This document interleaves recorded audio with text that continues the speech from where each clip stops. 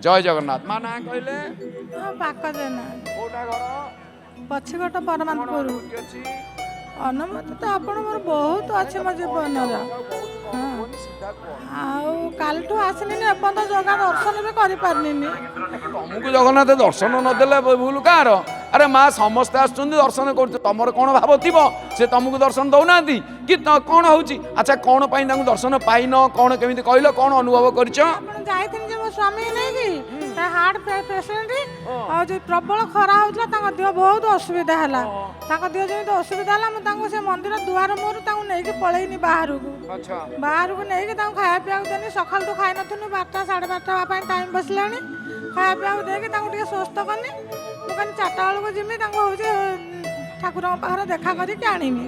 ଏପର୍ଯ୍ୟନ୍ତ ମୁଁ କାଳିଆଙ୍କ ପାଖ ଦର୍ଶନ କରିପାରିଲିନି एबे काम कर दर्शन बढ़िया हम सीधा जाओ महाप्रभु को दर्शन करिकी तापर आसो है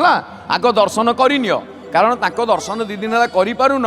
एबे जाओ बढ़िया दर्शन पाइब दर्शन कर सारी तापर मन खुशी हो धन्यवाद जय जगन्नाथ।